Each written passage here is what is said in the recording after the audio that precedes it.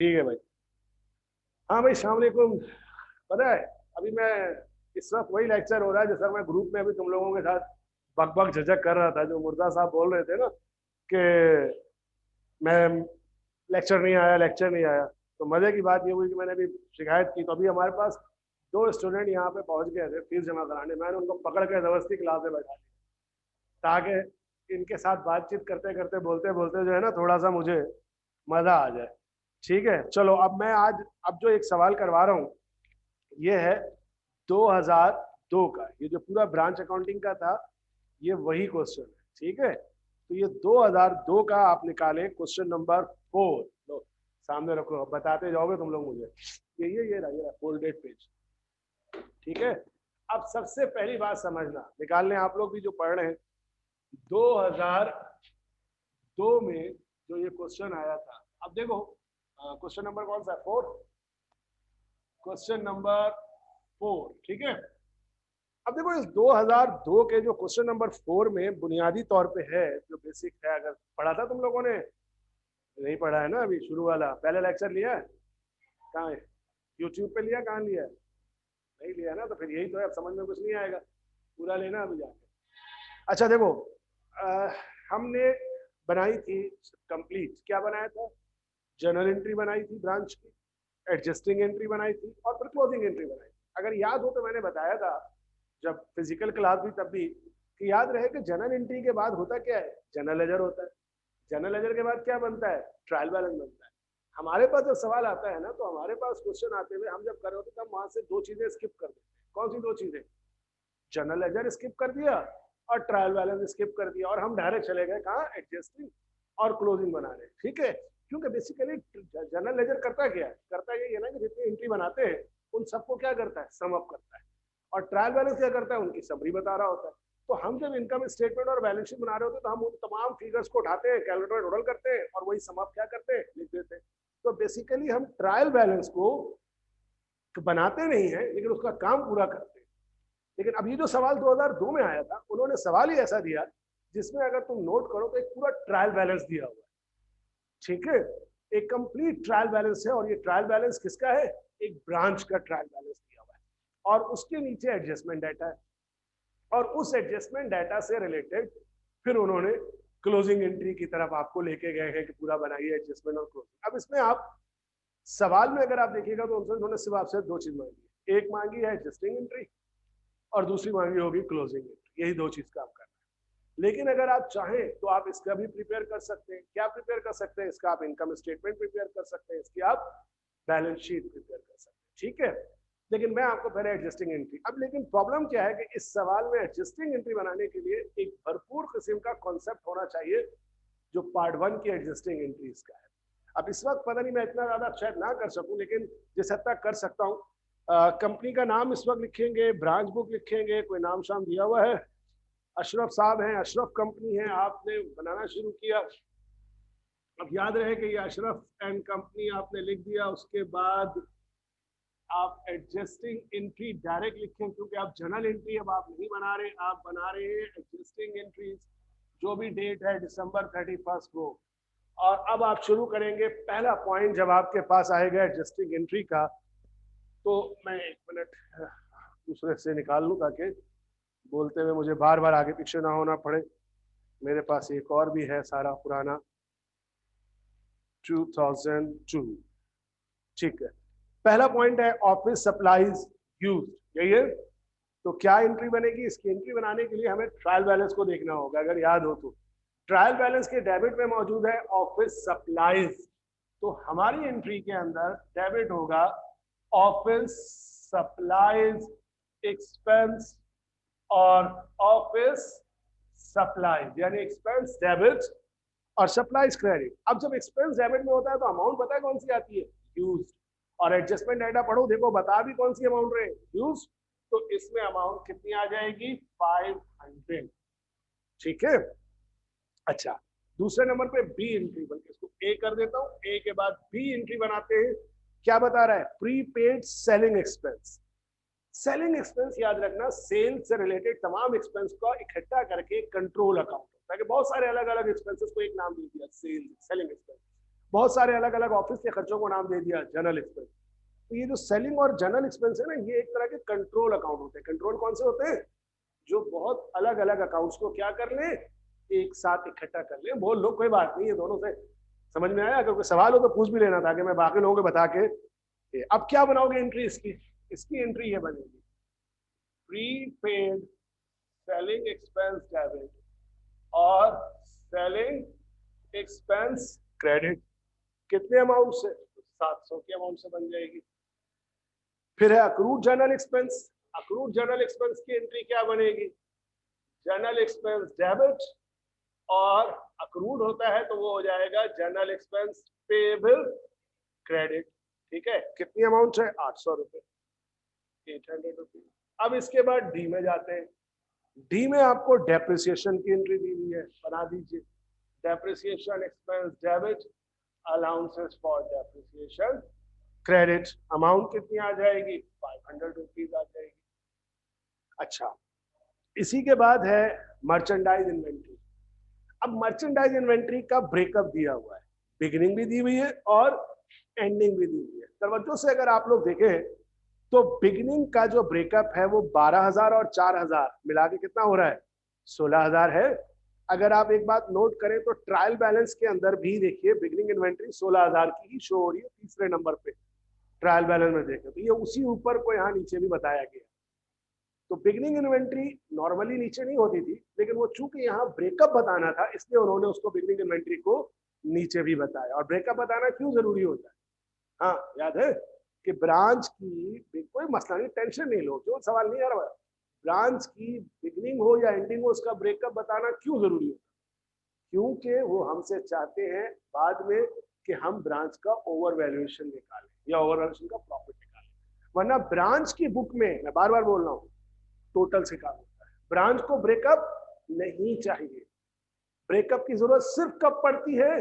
जब head office में कोई काम होता है, वरना ब्रांच को कोई जरूरत नहीं है कि वो ब्रेकअप पे काम करे। मगर वो सवाल में इसलिए देते हैं कि अगर आप माफी चाहता हूँ भाई, गला बहुत खराब है। अब ये देखें कि सवाल का अगर एक और रिक्वायर्ड आप चेक करें तो आपको एक नजर आएगा कि लास्ट रिक्वायर्ड अगले पेज पर है या शायद इसी पेज पर हो। तो देखिए उसमें हेड ऑफिस की एंट्री भी मांग रहा है। तो जब हेड ऑफिस की एंट्री मांग रहा है तो उसमें ओवर वैल्यूएशन की एंट्री भी मांग रहा है। तो चूंकि ओवर वैल्यूएशन निकालना है तो इसलिए उसने वहां पे आपको ब्रेकअप दिया, समझ गए?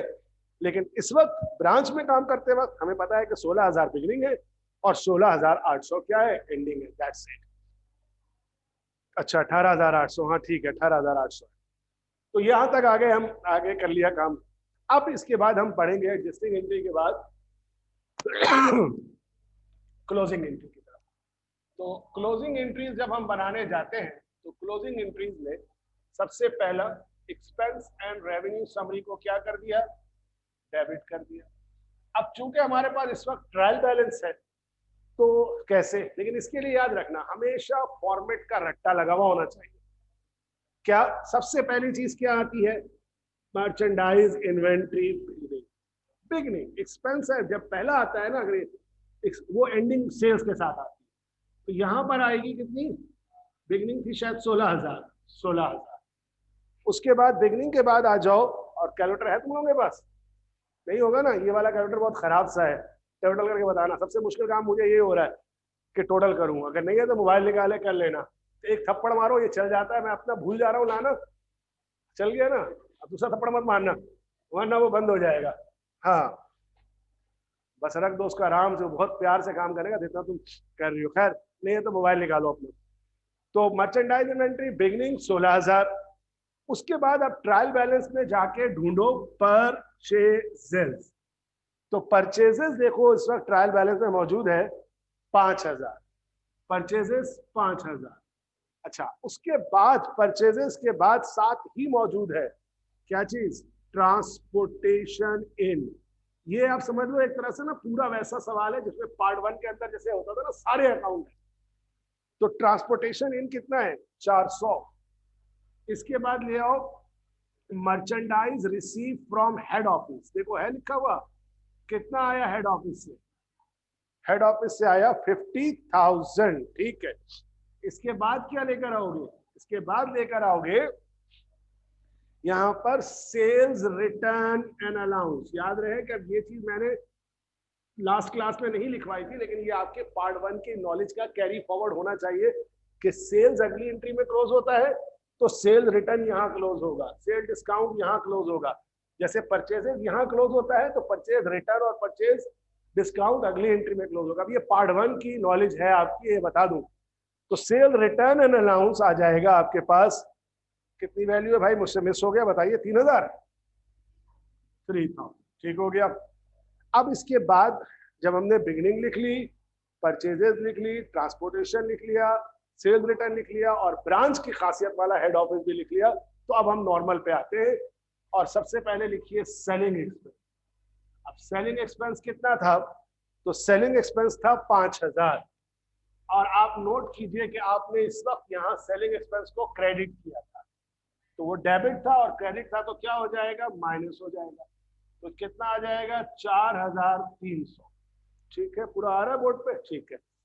सेलिंग एक्सपेंस के बाद हम लिखेंगे क्या, जनरल एक्सपेंस।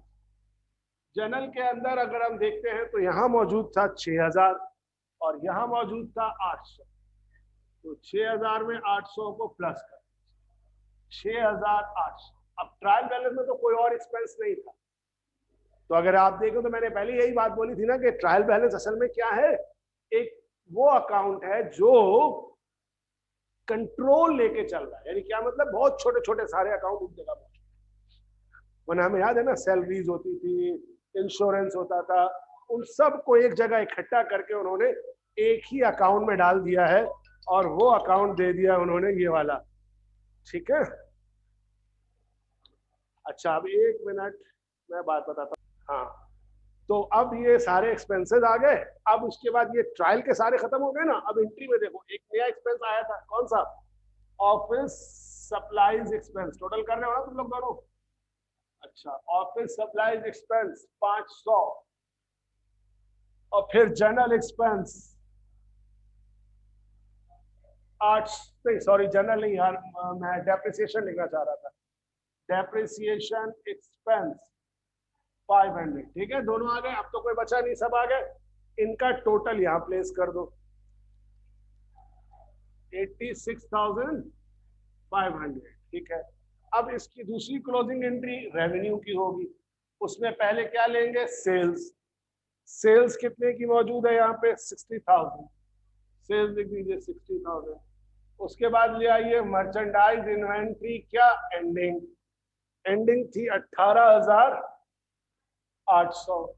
उसके बाद देखो कोई रिटर्न भी होगा, एक merchandise return to head office, तो merchandise inventory return to head office कितना है, 2000। इसी तरह यहां पर आएगा परचेज रिटर्न भी होगा एक सवाल में 600। और तो कोई अदर इनकम नहीं है कि यहाँ पे आए, यानी कोई कमीशन इनकम वगैरह नहीं है, तो बस इनका टोटल करो और एक्सपेंस एंड रेवेन्यू समरी यहाँ लिख दो, कितना बनता है 81,400। अब आप चेक कर सकते हैं कि एक्सपेंसेस का टोटल कितना था 86,500, जबकि रेवेन्यू का टोटल है सिर्फ 81,400, तो पता नहीं 5,100 का कुछ लॉस होगा, ठीक है। तो लॉस के लिए फिर एंट्री क्या बनेगी, third entry, head office debit expense and revenue summary credit, head office capital है, लॉस होगा तो डेबिट होगा, कितने से 5,100। अब ये हो गया आपका सवाल का रिक्वायर्ड ए, जो कि आपसे कहा गया था सॉल्व करने को, ये आपने ए रिक्वायर्ड सॉल्व कर दिया, ठीक है। तो ये देख लो तार, ये तार से भी बचना होता है।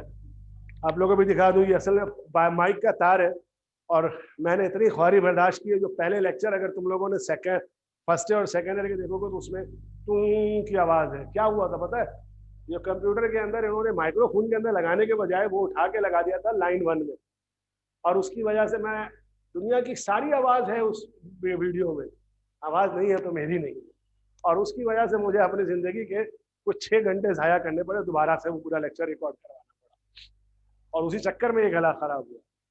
अब यहाँ तक पहुंच गए। अब इसी सवाल का अगला रिक्वायर्ड क्या था, तो आप जानते हैं कि उसने अगले रिक्वायर्ड में आपसे कहा होगा, लाजमी सी बात है, 2 ही बातें मेन करते हैं वो, और कहते हैं ब्रांच का प्रॉफिट और लॉस रिकॉर्ड करो और ओवर वैल्यूएशन देखो क्या कह रहा है, prepare entries in journal to head office Pindi branch का लॉस और ओवर वैल्यूएशन का प्रॉफिट। तो अब आपको सिर्फ यही है ना, और तो कोई बात नहीं कही। And also close but Pindi branch hold account, ठीक है।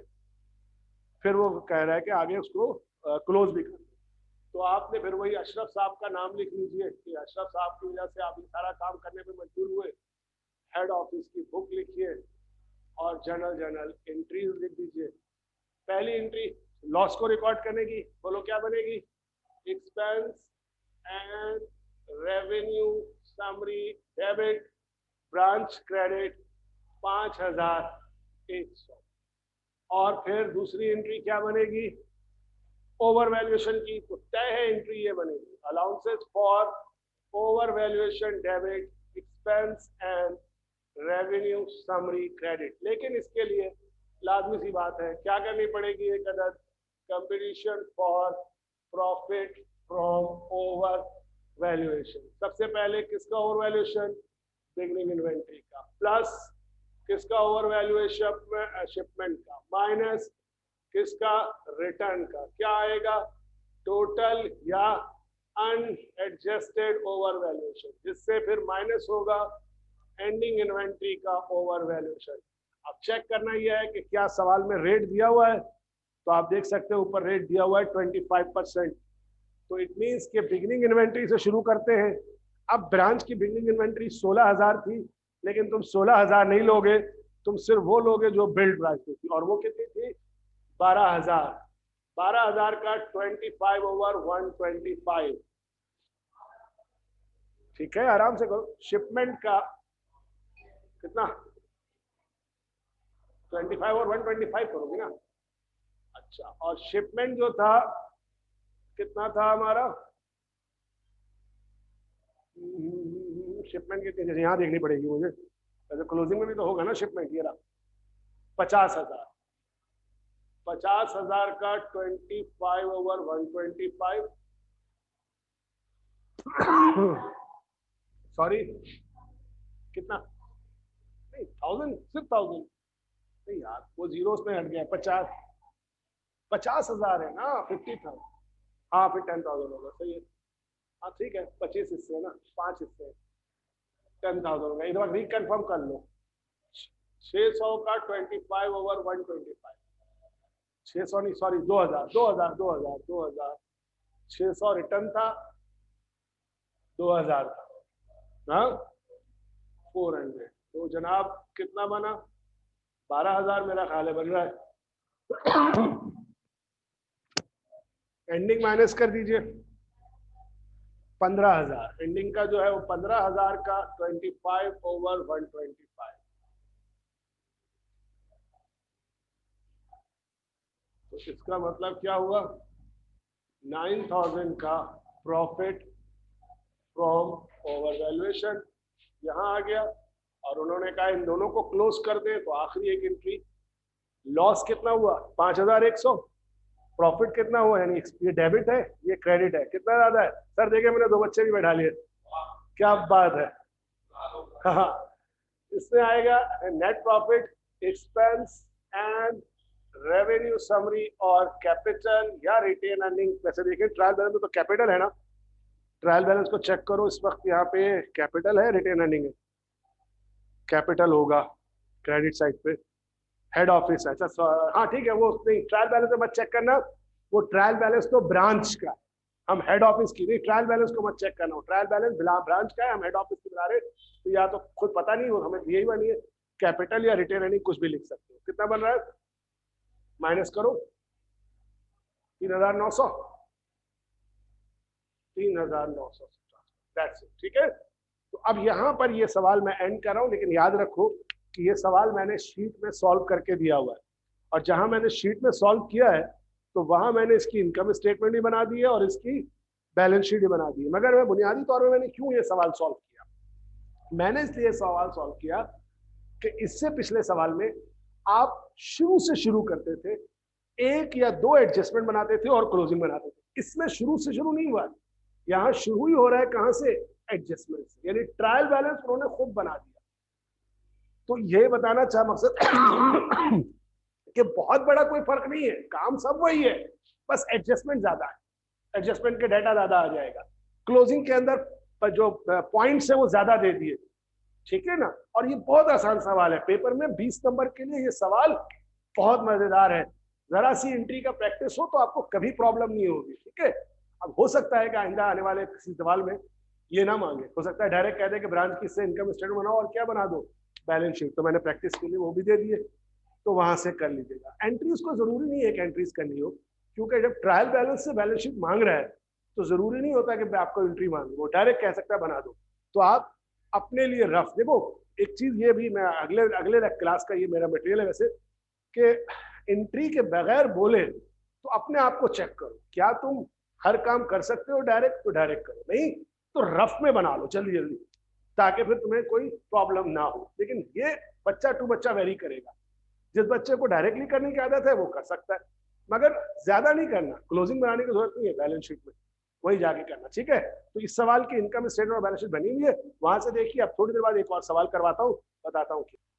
अच्छा, अस्सलाम वालेकुम। तो अब आगे चलते हैं, एक और सवाल आपको करवा रहा हूँ, ठीक है।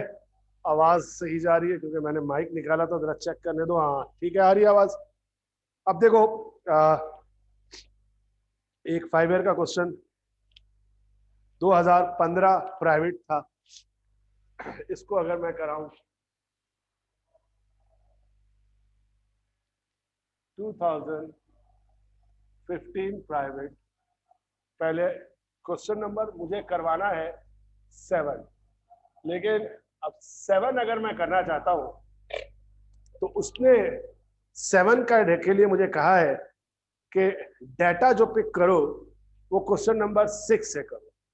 तो लाजमी सी बात है कि जो क्वेश्चन नंबर 6 के अंदर चीजें हैं वही करनी होंगी। और क्वेश्चन नंबर 6 को अगर मैं देखूं तो कहता है give entries in general journal of head office and branch, prepare adjusting journal entry for allowances for overvaluation assuming that branch reported ending inventory 60,000। यानी सीधी सी बात यह है कि मुझे हेड ऑफिस का इनकम स्टेटमेंट बनाना है। अब अगर आप में से कुछ लोग चाहें कि भाई मैं 6 ना करूं, डायरेक्ट 7 की तरफ चले जाऊं, तो बिल्कुल आप जा सकते हैं, कोई ऐसी बात नहीं है। लेकिन आप एक बात जानते हैं कि हेड ऑफिस की जो इनकम स्टेटमेंट होती है उसमें ब्रांच का प्रॉफिट और लॉस होता है। तो इसलिए मैं अगर क्वेश्चन नंबर 7 करना चाहता हूं तो पहले मैं क्वेश्चन नंबर 6 कर रहा हूं, और पहले तो दिखा देता हूं और फिर बताता हूं कि अगर आप चाहें कि ना करें एक क्वेश्चन, यानी 6 ना करें 7, तो कैसे होगा। लेकिन पहले क्वेश्चन नंबर 6 से शुरू करता हूं। इधर क्वेश्चन नंबर 6 से स्टार्ट ले रहा हूं, ठीक है। क्या कह रहा है, शहानी ट्रेडर्स, और उसने कहा है बुक्स दोनों की इस्तेमाल करें। तो हेड ऑफिस भी बुक है और ब्रांच की बुक भी है, तो मैं अब कंपनी का नाम नहीं लिख रहा, जगह सेव कर रहा हूं, ब्रांच बुक और जर्नल एंट्रीज, इधर head office book, journal entries. अब हेड ऑफिस बुक और ब्रांच बुक में यूं आता है कैश रिमिटेड टू ब्रांच, क्योंकि एंट्री दोनों में बनानी है रिक्वायर्ड है, कैश रिमिटेड टू ब्रांच। तो हेड ऑफिस बनाएगा क्या, ब्रांच डेबिट कैश क्रेडिट 44,000 से, और ब्रांच बनाएगा cash debit head office credit 44,000 से। Merchandise shipment to branch costing 1 lakh which was billed 25% above cost. अब 1 लाख का जो 25% होगा, ऑब्वियसली 25,000 होगा, क्योंकि इस वक्त कॉस्टिंग दी हुई है। तो एंट्री होगी branch debit merchandise inventory to branch और allowances for over valuation, 1 lakh से ये क्रेडिट, 25,000 से ओवर वैल्यूएशन और 1,25 से ब्रांच डेबिट। यहां एंट्री बनेगी merchandise inventory from head office और ब्रांच 1,25,000 से, ब्रांच गलत लिख दिया था, हेड ऑफिस, ठीक है। इसके बाद purchase merchandise on account and for cash, ठीक है। अब ये चूंकि purchase merchandise on account and for cash है, और चूंकि ये बनेगी सिर्फ हेड ऑफिस में। अच्छा बोलो कैसे पता चला आपको कि हेड ऑफिस में बनेगी? तो मैं भी थोड़ा सा रुका था और मैंने ऊपर जाकर दोबारा देखा, तो उसने कहा the following are the transaction of the head office completed delivery. इसका मतलब है ट्रांजेक्शन जो दिए गए वो हेड ऑफिस के पॉइंट ऑफ व्यू से दिए गए, और अगर वो मेंशन नहीं कर रहे कि ये परचेजेस किसकी है, तो मैं यही समझूंगा कि ये हेड ऑफिस की परचेजेस, ब्रांच का कोई जिक्र नहीं है इसमें। परचेजेस डेबिट, अकाउंट पेएबल और कैश क्रेडिट। अब मुझे खुद ही करना पड़ेगा, हमारे बच्चे जा चुके हैं जो कर रहे थे टोटल इस वक्त। तो 1.35 और कैश कितना है? कैश 1.35 है ना, ठीक है। अकाउंट है 58,000। तो अब अगर मैं इन दोनों को प्लस करूं 58 और 1.35 को, तो बनता है आपके पास 58 प्लस 1.35 193। चौथी entry, purchase furniture for cash and send to branch. Furniture purchase किया है, ब्रांच को भेज दिया है, इसकी एंट्री यहाँ कोई नहीं बनेगी। डायरेक्ट एंट्री बना सकते हैं क्या? ब्रांच डेबिट कैश क्रेडिट, क्योंकि फर्नीचर अल्टीमेटली ब्रांच को भेजना ही है। कितने से? 19,000 से। ये सिखा चुका हूं, मेरा ख्याल है आपको आती है 2 एंट्री बनानी। यहाँ furniture debit head office credit 19,000, ठीक है। ये पिछले वाले अगर नहीं आता है तो वीडियो को देख लीजिएगा, उसमें 2 की जगह 1 एंट्री बनाना सिखाई थी। फिर सेल्स ऑन अकाउंट 82,000 और कैश 86,000, ठीक है। तो 5वीं एंट्री ये भी हेड ऑफिस की होगी, कैश अकाउंट रिसीवेबल सेल्स। कौन सी थी? 82,000 और 86,000।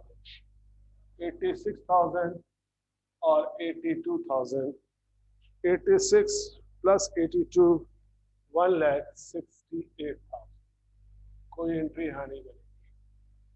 फिर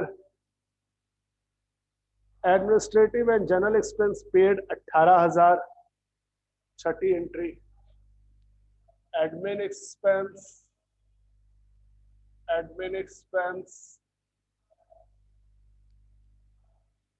जनरल एक्सपेंस कैश कितना है? एडमिन एक्सपेंस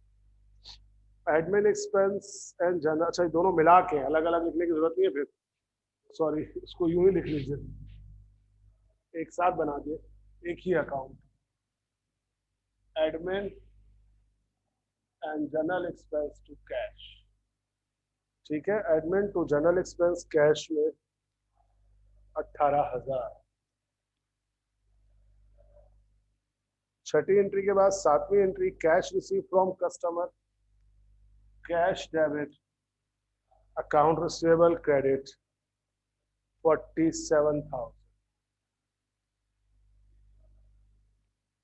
फिर cash paid to creditor account payable to cash 23,500। फिर पेड ब्रांच सैलरीज, तो ब्रांच की सैलरीज पे हुई है 9। Branch debit cash credit 10,500। और इसकी नजर आ रहा है बोर्ड पे, और इसकी यहाँ एंट्री बनेगी, कोई बाकी सारी छोड़ के 9 की। Salaries expense debit head office credit 10,500। अब ये सारी एंट्री बन गई, तो इसने आपने बना दी, लेकिन अब उसने कहा था prepare adjusting entry for allowances for over valuation. याद रखिए कि अभी तक सवाल में कोई ऐसा मरहला नहीं है या कोई बताया नहीं गया कि ब्रांच का लॉस और प्रॉफिट क्या है, ठीक है, या नहीं निकाल सकते। तो अब यहाँ लेकिन मांग रहा है कि prepaid adjusting entry for allowances for overvaluation assuming that branch reported ending inventory 60,000। इस जगह पर एक 10th एंट्री बनेगी, allowances for overvaluation debit expense and revenue summary credit. उसके लिए आपको एक अदद कंपटीशन करनी पड़ेगी ओवरवैल्यूएशन। चूंकि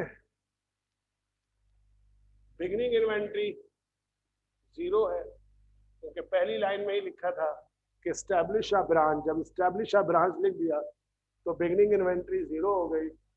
प्लस कीजिए शिपमेंट का ओवर वैल्यूएशन जो कि 25,000 था, कोई रिटर्न शिटर्न तो था नहीं इसमें, तो टोटल भी यही हो गया 25,000, जिसमें से माइनस कर दीजिए एंडिंग इन्वेंट्री का ओवरशन, तो 60,000 का 25/125 ले लीजिए। कैसे ले लीजिए, मुझे खुद ही लेना पड़ेगा।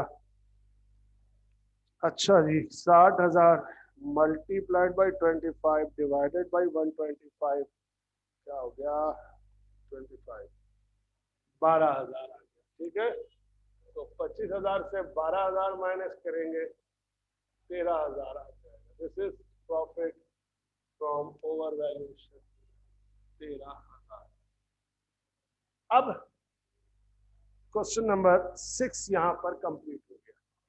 7 में उसने क्या कहा था, सिर्फ कहा था इनकम स्टेटमेंट बनाइए, किसका, हेड ऑफिस का, showing on it branch profit और loss.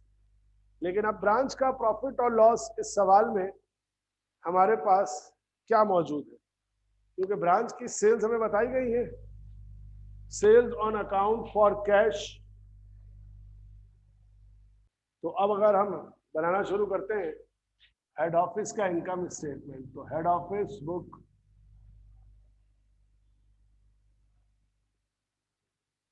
Income statement for the period ended, क्या है सवाल में, कोई ईयर है मेंशन, जुलाई 1 कह रहा है, तो जून 30 है, जून 30 2015। शुरू कीजिए, सेल्स लिखिए, हेड ऑफिस की सेल्स थी 1,68,000, कोई रिटर्न शिटर्न नहीं था, माइनस कीजिए cost of goods sold, merchandise inventory, beginning उठाइए, देखिए रिक्वायर्ड से ऊपर बिगनिंग इन्वेंट्री और एंडिंग इन्वेंट्री दे रहा है, तो जो रिक्वायर्ड से ऊपर बिगनिंग और एंडिंग है ना, ये हेड ऑफिस की है 70,000 और 50,000। हालांकि ब्रांच की नीचे दी थी उन्होंने 60,000, तो ब्रांच की बिगनिंग तो हो ही नहीं सकती थी, क्योंकि ब्रांच की बिगनिंग नहीं स्टैब्लिश हुई थी। तो सब बिगनिंग है 70,000, इस 70,000 में ऐड कर दीजिए हेड ऑफिस की परचेजेस 193, तो कितना हो गया 3,263, ठीक है ना। Goods available for sale minus कीजिए merchandise inventory ending and goods send to branch. याद रहे ब्रांच के साथ चूंकि हेड ऑफिस अपना माल ब्रांच को भेज देता है, तो वो भी लेस हो जाएगा, मगर हमेशा एंडिंग इन्वेंटरी तो भाई लिखिए 70,000, मगर हमेशा बिल्ड प्राइस पे मत लेस कीजिएगा, हमेशा इसमें कॉस्ट प्राइस लीजिएगा, ध्यान में रखिए, क्योंकि हेड ऑफिस के पास इन्वेंट्री सारी रिकॉर्डेड है कॉस्ट प्राइस पे, इसलिए यहाँ पर कॉस्ट प्राइस आएगा 1,70,000। चेक कर लीजिएगा जाके, वहां पर भी जो पिछले वीक क्वेश्चन किया था वहां पे भी कॉस्ट प्राइस था। अगर कभी कोई बात शकल में ना आ रही हो तो पीछे जाके देखा जा सकता है कि वहां किस तरह से था। क्या हो गया 263 माइनस 170,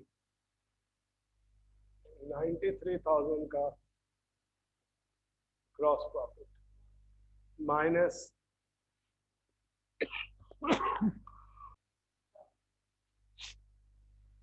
ऊपर से पहुंच रहा, तो ऑपरेटिंग एक्सपेंस में इस वक्त और तो कोई एक्सपेंस नहीं है। एडमिन एंड जनरल एक्सपेंस ले लीजिए 18,000, मेरा हाल है और तो कोई एक्सपेंस नहीं है ना इसमें। सैलरीज एक्सपेंस तो ब्रांच का था, यहाँ से 18,000 माइनस कीजिए।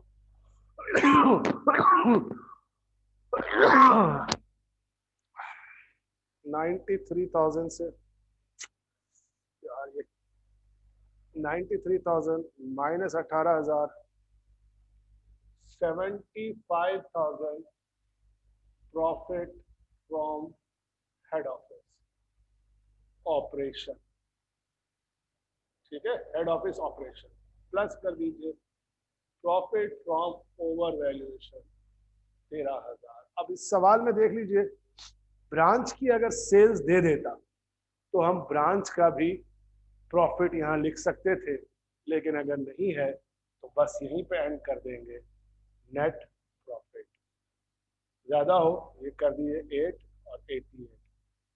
ठीक है, तो अब इसको देख लो अच्छी तरह से, अगर इसमें कहीं पे कुछ नजर आए आगे पीछे तो बताना, क्योंकि अब बहुत थक गया हूँ तो कुछ कह नहीं सकता कि कोई गलती हो गई हो। लेकिन बहरहाल बताने का मकसद और समझाने का मकसद यही था कि इस सवाल में आपको दिया हुआ है सारी चीजें कि किस तरह से आप एंट्रीज को बैलेंस करेंगे। ठीक है, और समझाना भी यही था कि अगर डाटा दिया हो तो आप अगर ये सवाल ना भी करना चाहें तो डायरेक्ट वो सवाल भी कर सकते हैं। मगर दो चीजें इंपॉर्टेंट है, मुझे अभी नजर नहीं आया इस सवाल में कि उन्होंने ब्रांच की सेल्स दी हो। ब्रांच की अगर वो मुझे सेल्स दे देते तो मैं ब्रांच का प्रॉफिट और लॉस का भी स्टेटमेंट बनाता शॉर्ट में और वो प्रॉफिट लिख देता। अमूमन होता यह है कि इस तरह से वो नीचे मेंशन कर देते हैं कि ब्रांच का प्रॉफिट और लॉस इतना है और वो यहाँ लिखवा देते हैं। क्योंकि वो भी नहीं था तो मैंने जहां तक निकाला था मैंने वो लिख दिया, जो नहीं मालूम है वो नहीं लिखा। ठीक है, तो दैट्स ऑल फॉर दिस। यहाँ तक हम इसको रोकते हैं, फिर अगले उसमें बात करके आपको चंद चीजें और कराते हैं। Thank you very much.